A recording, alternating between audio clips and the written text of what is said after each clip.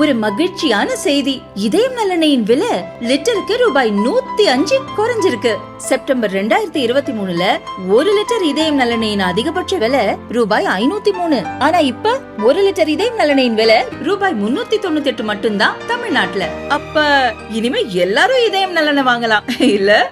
சென்னை அண்ணா நகரில் கடந்த ஆண்டு ஆகஸ்ட் மாதம் 10 வயது சிறுமி பாலியல் வன்கொடுமை செய்யப்பட்டார். அண்ணா நகர் போலீஸ் நிலையத்தில் தாய் புகார் அளித்தார். தண்ணீர் பாட்டில் விற்பனை செய்யும் 31 வயது சதீஷ் மீதும் பக்கத்து வீட்டைச் சேர்ந்த 14 வயது சிறுவன் மீதும் தாய் புகார் கூறியிருந்தார். புகாரை முறையாக விசாரித்து இருவர் மீதும் நடவடிக்கை எடுக்காமல் புகார் கொடுத்த சிறுமியின் பெற்றோர்களையே போலீஸ் நிலையத்தில் வைத்து போலீசார் தாக்கியதாக கூறப்படுகிறது.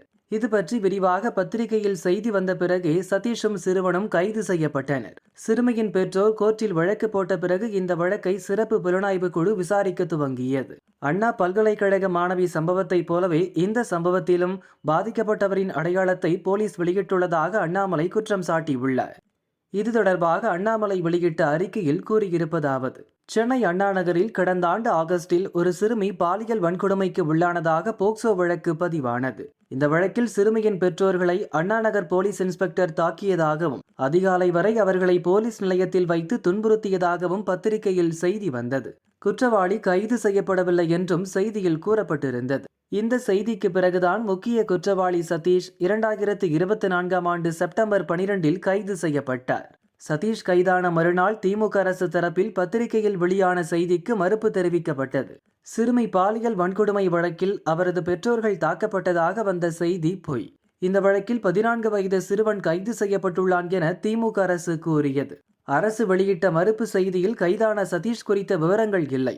கைது செய்யப்பட்ட 14 வயது சிறுவனும் பின்னர் விடுதலை செய்யப்பட்டார். ஹைகோர்ட் வழிகாட்டுதலில் சிறப்பு புலனாய்வு குழு வழக்கை விசாரித்தது. அதில் போலீஸ் நிலையத்தில் சிறுமி பாலியல் வன்கொடுமை குறித்து முறையாக விசாரணை நடைபெறாமல் காலதாமதம் செய்யப்பட்டது கண்டுபிடிக்கப்பட்டதாக தெரிகிறது. இதன் அடிப்படையில் அண்ணாநகர் போலீஸ் இன்ஸ்பெக்டர் ராஜியும் விசாரணைக்கு இடையூறாக இருந்த அதிமுக நிர்வாகி ஒருவரும் தற்போது கைது செய்யப்பட்டுள்ளனர்.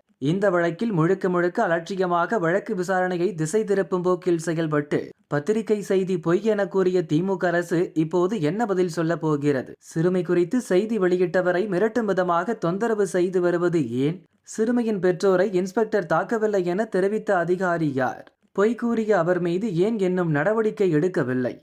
2024ஆம் ஆண்டு நவம்பர் 11ஆம் தேதி திமுக அரசு வெளியிட்ட செய்தி குறிப்பில் பாதிக்கப்பட்ட சிறுமியின் அம்மா குறித்த விவரங்கள் வெளியிடப்பட்டன.